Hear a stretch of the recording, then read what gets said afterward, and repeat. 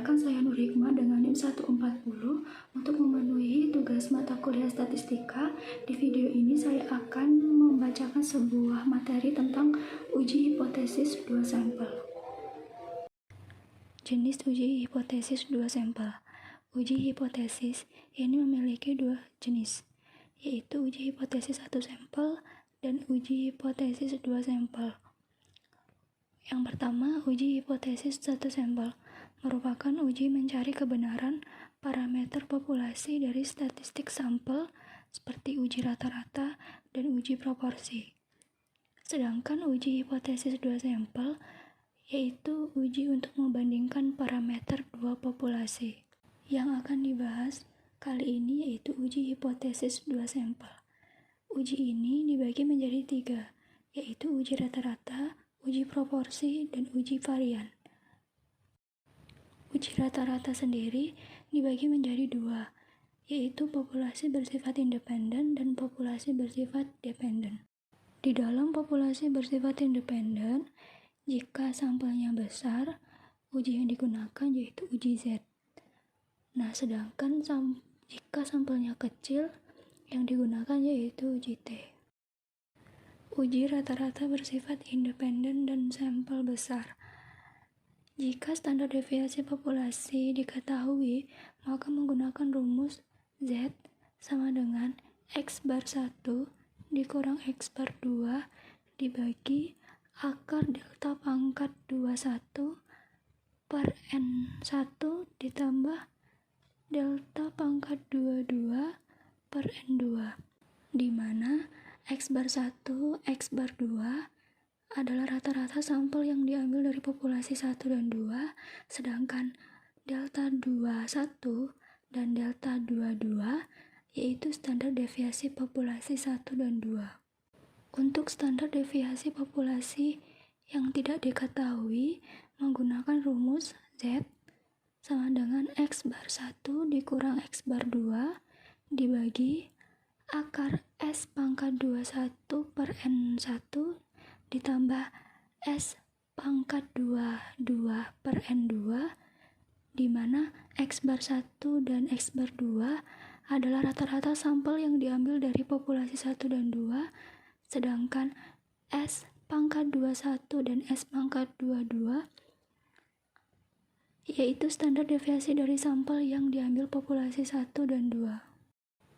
Contoh, lembaga riset pemasaran ingin mengetahui waktu tunggu para nasabah Bank Syariah, Mandiri, dan Bank BNI Syariah melakukan transaksi. Sebanyak 75 dan 70 nasabah Bank Syariah, Mandiri, dan Bank BNI Syariah dipilih secara acak. Hasilnya menunjukkan rata-rata waktu tunggu di Bank Syariah Mandiri 5 menit dengan standar deviasi 0,30 menit, sedangkan di Bank BNI Syariah 5,30 menit dengan standar deviasi 0,45 menit. Dengan derajat keyakinan 1%, apakah kita bisa menyimpulkan bahwa waktu tunggu di BNI Syariah lebih lama dibandingkan Bank Syariah Mandiri? Penyelesaian H0 yaitu mu1 lebih kecil dari sama dengan mu2, HA yaitu mu1 lebih besar dari mu2. Memilih tingkat signifikansi 1%.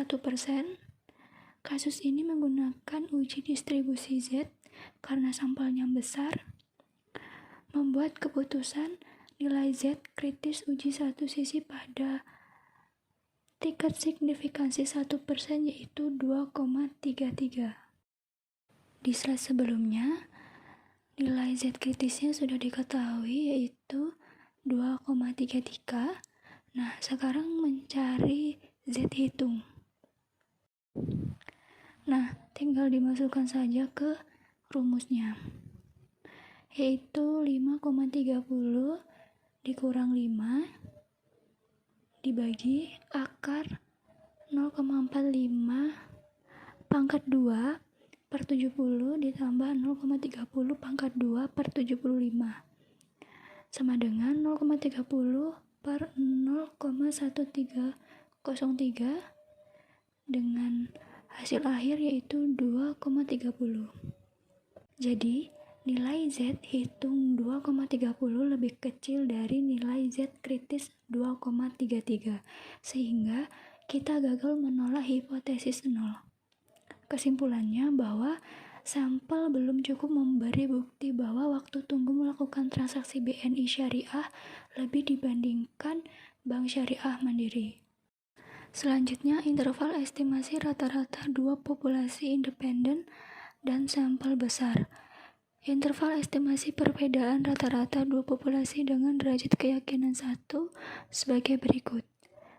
Rumusnya, X bar 1 min X bar 2 tambah kurang Z alpha per 2 akar S21 per N1 ditambah S pangkat 22 per N2, di mana X bar 1 dan X bar 2 merupakan rata-rata sampel yang diambil dari populasi 1 dan 2. S pangkat 21 dan S pangkat 2 yaitu standar deviasi dari sampel yang diambil populasi 1 dan 2. Z alpha per 2 merupakan nilai distribusi Z, dan N1 dan N2 yaitu jumlah sampel 1 dan 2.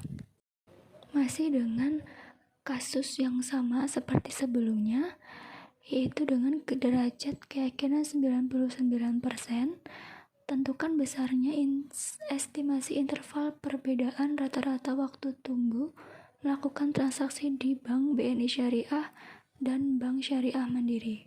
Penyelesaiannya langsung dimasukkan ke rumus untuk mencari interval, yaitu 5,30 dikurang 5 tambah kurang 2,58 akar 0,45 pangkat 2 per 70 ditambah 0,30 pangkat 2 per 75 sama dengan 0,30 tambah kurang 2,58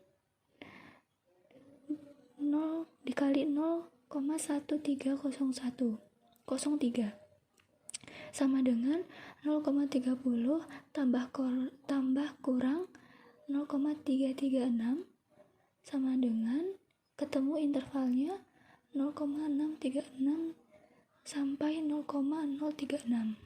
Selanjutnya, uji rata-rata dua populasi independen dan sampel kecil. Bila kita mempunyai sampel kecil N kurang dari 30, uji hipotesis statistika yang digunakan adalah uji T. Uji hipotesis dua sampel dengan uji distribusi T harus memenuhi syarat. Yang pertama, populasi harus mengikuti distribusi normal. Kedua, dua sampel dari dua populasi yang independen. Ketiga, standar deviasi dua populasi adalah sama.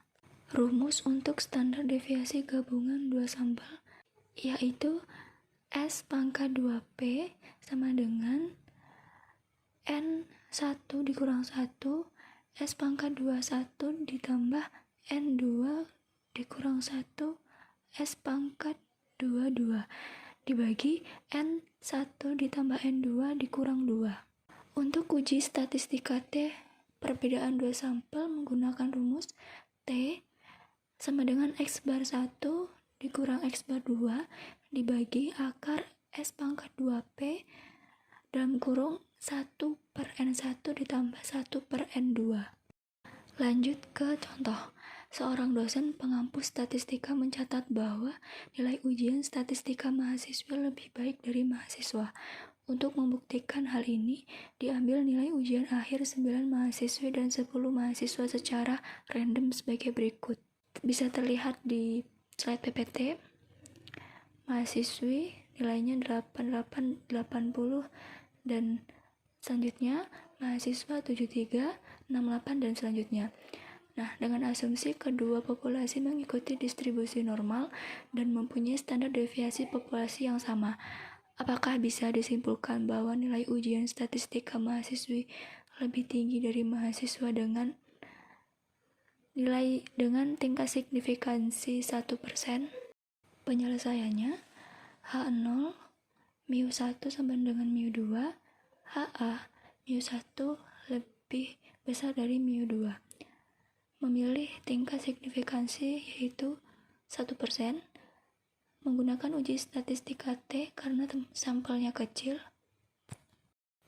Membuat keputusan nilai T kritis dengan tingkat signifikansi 1%, uji satu sisi dengan DF sebesar 9 ditambah 10 dikurang 2 sama dengan 17 sebesar 2,567. Terlebih dahulu kita mencari rata-rata. Yang pertama, X bar 1 sama dengan jumlah X1 dibagi N sama dengan 702 dibagi 9 sama dengan 78. S1 sama dengan akar jumlah dari X1 dikurang X bar 1 pangkat 2 dibagi N dikurang 1 sama dengan akar 694 per 8 sama dengan 9,3140. Selanjutnya mencari X bar 2, yaitu 770 per 10 sama dengan 77. S2 nya akar 654 per 9 sama dengan 8,5245. Selanjutnya mencari standar deviasi dari gabungan dua sampel. Seperti yang tertera di slide PPT, yaitu S pangkat 2P sama dengan 8 dikali 9,3140 pangkat 2 ditambah 9 dikali 8,5245 pangkat 2 dibagi 9 ditambah 10 dikurang 2. Hasilnya 79,2941. Nah, selanjutnya kita mencari T hitung dengan rumus yang tertera di slide PPT, yaitu 78 dikurang 77 dibagi akar 792941 dikali 1 per 9 ditambah 1 per 10 dengan hasil 0,2444. Oke, jadi nilai T hitung 0,2444 lebih kecil dari nilai T kritis 2,567 sehingga gagal menolak hipotesis 0. Hal ini bisa disimpulkan sampel tidak cukup memberi bukti bahwa nilai ujian statistika mahasiswi lebih tinggi dari ujian mahasiswa. Nah, selanjutnya ini merupakan uji rata-rata dua populasi independen untuk sampel kecil dengan menggunakan Excel.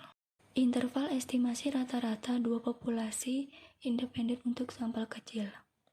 Rumusnya X bar 1 dikurang X bar 2 tambah kurang T sigma per 2 akar S pangkat 2P dalam kurung 1 per N1 ditambah 1 per N2.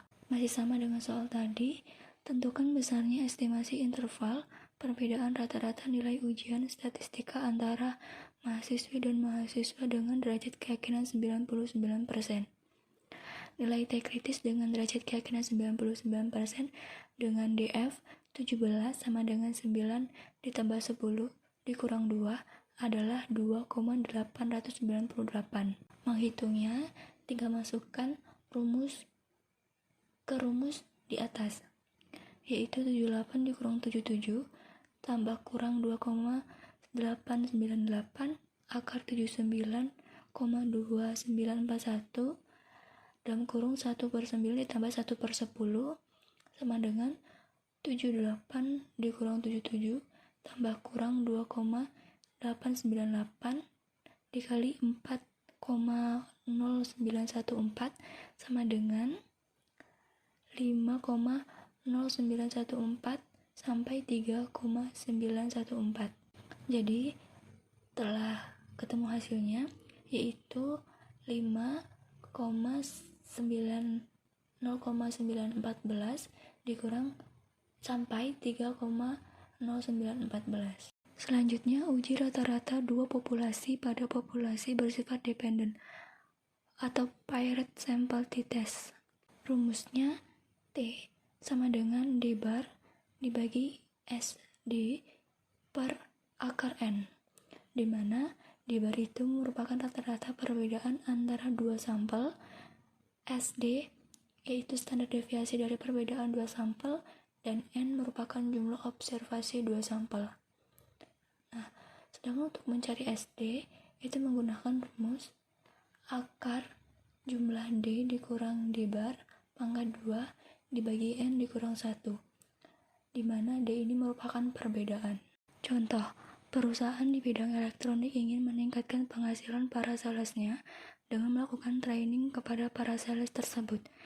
Sampel 10 pekerja diambil secara random dengan tingkat signifikansi 5%.